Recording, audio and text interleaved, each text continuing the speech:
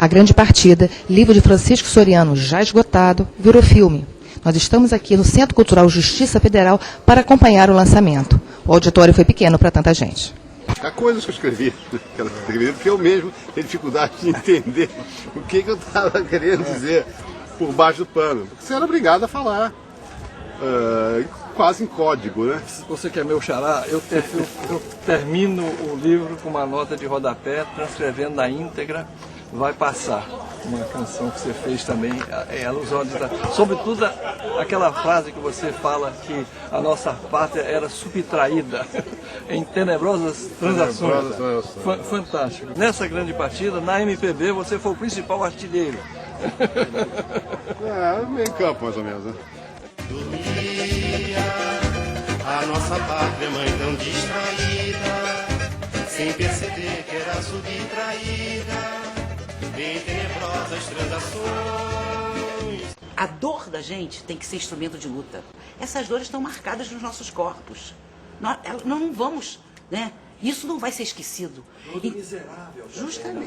Justamente, da humilhação. Da submissão, de te colocar nua, entendeu? De te abusar sexualmente, como fizeram comigo.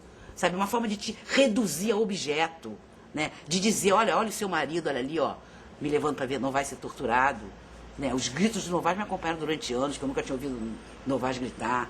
O mais natural seria o silêncio. E aqueles que acham que não valeu a pena, estão no silêncio. Quando nós falamos sobre isso, nós estamos afirmando também, quando a gente quebra o silêncio, né, quebra o esquecimento, a gente está afirmando valeu a pena. Com todos os erros da gente, valeu a pena. É fundamental que as novas gerações possam saber o que aconteceu num passado tão recente.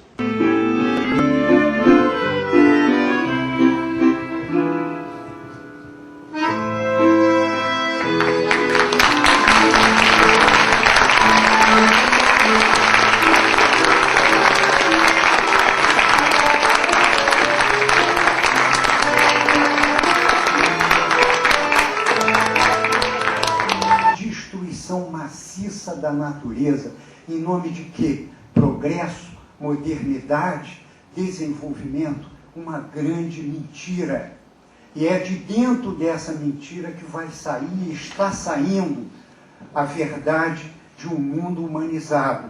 Nós vivemos um pouquinho dessa verdade e gostaríamos de passar para as gerações que nos seguem, inclusive aqui o meu filho Pablo, que está ao lado da minha mãe, né? Essa bandeira de luta, que eles continuem espalhando esperança, espalhando a convicção de que o mundo humanizado é possível e começa na vida cotidiana de cada uma e cada um de nós, vivendo no dia a dia relações de compaixão, cooperação e amorosidade. Então, essas coisas, as pessoas não têm nem ideia do que essa gente fez. A ignomínia chega a nível de um dos desaparecidos, o mais novo desaparecido, o Marquinho, em Goiânia, tinha 14 anos quando torturaram e mataram ele no 10º BC, onde hoje é aquele grupamento de força especial que desloca para qualquer lugar. Então, que ditadura podre e carcomida que uma criança de 14 anos fosse eliminada na tortura e tivesse um peso muito grande sobre ela. Então, vocês têm aqui nessa mesa o maior defensor de presos políticos. Mais de 12 mil presos foram defendidos por Antônio Modesto da Silveira. Esse trabalho do Soriano, ele tinha esse compromisso de resgate com o Zé Milton, e ele está resgatando com isso não só o compromisso do Zé Milton, mas de todos os companheiros mortos nisso, que são dois paradigmas da nossa geração. Primeiro, eu já falei do José Engenheiros, juventude sem espírito de rebeldia, servidão de precoce. Mas a minha geração foi, antes de chegar à militância comunista, passou pelo nacionalismo. E nós tínhamos vergonha de ter nascido no século XX, porque a gente achava que tinha que ter nascido no século XIX para participar da luta contra a escravidão. E o outro paradigma, além do José Reneiros, para mim, e para todos aqueles que sobreviveram e que morreram na luta, é o que disse Antônio de Castro Alves: quem foge à luta nem da morte é digno. Uma coisa só que ele mencionou foi um livro do Márcio, o primeiro que saiu durante a ditadura ainda, foi Torturas e Torturados. Realmente era um trabalho enorme, porque o preso político não tinha papel, não tinha caneta, era como o Harry Berger no tempo de 35 com o Prestes na cadeia.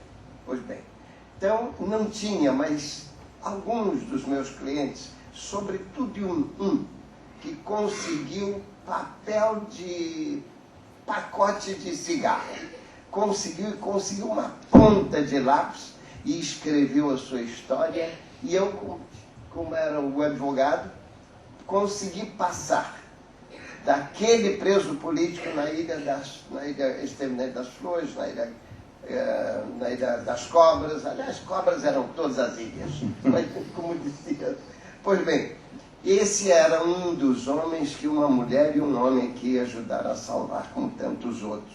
Esse foi o maior líder sindical que eu conheci na vida. Emílio Bonfante de Maria. Esse que estava marcado para morrer, ele conseguiu escrever. E eu consegui passar pelos meus meios, passar para o Márcio contando as outras coisas, contando a dramática, a tragédia que ele passava, e os companheiros também. Esse filme é a nossa história. É a primeira ideia, para fazer bem espontâneo. A primeira ideia, você fica pensando, toda essa história, o que há do ser que se chama humano, essa possibilidade do sublime, a que salvou, não é? E do horroroso, do monstruoso, não é? Então, esse golpe militar, ele colocou o Brasil em choque. Começa no filme que ninguém percebe a surpresa. No filme você alerta no seu depoimento.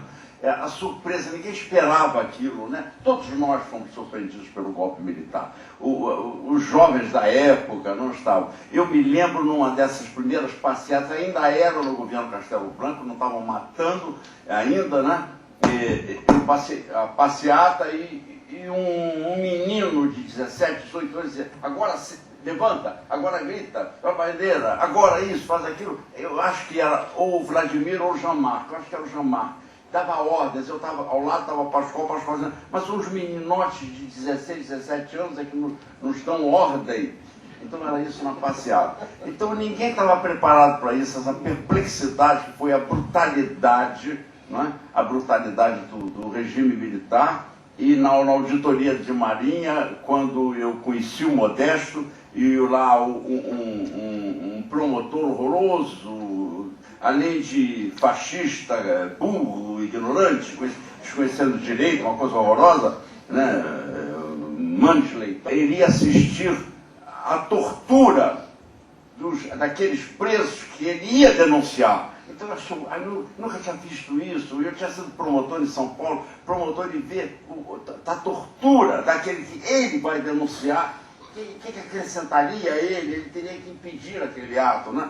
Então, nós estamos lá, o horror que isso viveu, então isso não pode ficar impune, não é impune nesse sentido vulgar que se dá a não ser. Ninguém quer punir esses homens, como lá no Tortura Nunca Mais, acho que Cecília Coimbra diz, os parentes não estão atrás dos ossos, ninguém está atrás dos ossos, ninguém procura ossos.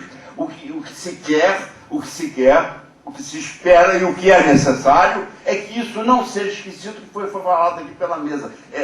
Aqui seja esse momento, nesta noite, com esse filme, com o livro do Soriano, se preencha uma lacuna do silenciamento sobre a história recente do Brasil, onde está o Brasil em toda a sua perplexidade, toda a sua violência, essa coisa do século XIX, que o Jabas falou da escravidão, muito importante, porque nós não podemos lutar contra a escravidão, mas nós podemos lutar contra todas as formas de torturas ainda atuais. Nós podemos lutar contra o perigo de que está na ameaça. As forças da direita dizem que o a ameaça, é só a ameaça, é a suspeita da ameaça do terrorismo e tudo mais, é a presença da quarta frota aqui nas águas do Atlântico, a violência contra a América Latina. Então, essa é a grande luta. Então nós temos que tirar o sangue, o sofrimento desses que foram mutilados e eram jovens. Era a minha geração jovem, a sua geração jovem. Foram mutilados. Eu, quando fui na comissão de mortes e desaparecidos, o primeiro nome era um nome que tinha sido o meu professor de grego e latim em Copacabana, era jovem, ele tinha a nossa idade, era um ano mais velho, morreu afogado no Araguaia, ele que ensinava aos colegas da idade dele as declinações de latim. Então aquilo ali é uma coisa importantíssima. Esse sofrimento, então, ele tem que gerar agora, na nova geração, como o Modesto disse, a esperança de que isso não seja, nunca volte, nunca mais, tortura realmente nunca mais, violência realmente nunca mais, sobretudo opressão, como dizia o velho Frei Caneca, você ser escravo debaixo de formas legais, e acabamos na crença em formalismo de lei, de direito, de juízes, de tribunais que agora estão mutilando o MST enquanto expressão da liberdade brasileira, né? Estão satanizando o MST, porque o MST expressa ou combate a tudo que há de retrógrado, de sangrento, de covarde, de nojento, de asqueroso na história brasileira, do desumano na história brasileira. Porque o golpe militar foi uma lição de desumanidade, uma lição de crueldade desnecessária do ponto de vista tático. Só, se nós formos procurar pesquisa da tortura na história, veremos que ela não tem nem substrato pragmático. Não tem. Os nazistas não tinham nenhum substrato pragmático de manutenção da sua força. Aquela tortura era um exercício de qualquer patologia que não nos interessa falar agora, não somos psiquiatras e não falaríamos bem. Mas o que é importante dizer, aqui me parece importante, que a nova geração tenha consciência disso, que isso não seja atribuído aos grupos que estão se lamentando. Não, ninguém está se lamentando, não. E esse filme eu estive vendo ali, eu vou ser franco, eu acho que a hora tem que ser de verdade, um momento desse de sofrimento que nós todos evocamos aqui, ninguém será impune, né? Nem nós temos que falar nisso sem pensar nisso. Nós temos que agendar a passeata a favor do MST, nós temos que agendar o risco que a América Latina está correndo agora com a denúncia. Quem leu o Le Monde Diplomatique tem a tradução brasileira de que o mesmo argumento usado contra o Iraque, né? Que aqui na América Latina são forças que vão destruir o império, a hegemonia. Então, essas coisas são muito graves e a possibilidade disso voltar realmente nos tira o centro total de gravidade, o centro da própria existência, o valor que o cotidiano tem, enquanto esse cotidiano, a rotina, a metodologia da rotina, desde que ela seja digna, não é? Tudo isso se perde, tudo se dissipa como se não fosse, e como isso pode desaparecer de repente, porque desaparece toda a humanidade, que desaparece inclusive com esse cotidiano anônimo, anódino, e que a rigor não representa nada na circularidade da vida, mas representa muito na história de progresso, né? Então, nós que somos comunistas, e eu não declarava isso, eu fugi, fiz uma tese, não conseguia declarar, me assumir como marxista. Então hoje eu quero dizer aqui publicamente, nós como comunistas, sem saber que você vai ser preso ali na esquina, vai ser espancado, como foi presa, espancada e torturada e assassinada a minha geração. Então eu acredito, eu vendo esse filme, fiquei muito emocionado e as coisas me tumultuaram muito, mas como você falou, 1000 ideias que pintam, 1000 referências das pessoas que viveram esse período, que sofreram esse período, e uma dessas referências falou ali, acho que foi o Modesto que falou, das ideias que não morreram, né? É preciso que esse imenso sofrimento daqueles que morreram em todos os lugares do Brasil, que eram toda uma juventude, que foram mutilados, que foram torturados, fique não com uma recordação de sofrimentos insuportáveis, mas como uma um passo, uma plataforma de redenção. É isso que interessa, uma plataforma de uma nova construção, de um outro futuro, e que nós estaremos hoje combatendo aquilo que o Java falou, que nós estamos agora no século XXI, nós estamos combatendo as escravidões, a escravidão dos negros no século XIX, a mutilação de todos que lutaram por um pensamento libertário, por um pensamento crítico e que pudesse mostrar que a humanidade ela pode ser inteiramente diferente e que é possível, e esse possível depende de cada um de nós. Se todos se encarregarem, e muitos do plenário que eu conheço também, quem sabe dentro de 2 meses ou 3, teremos um rascunho de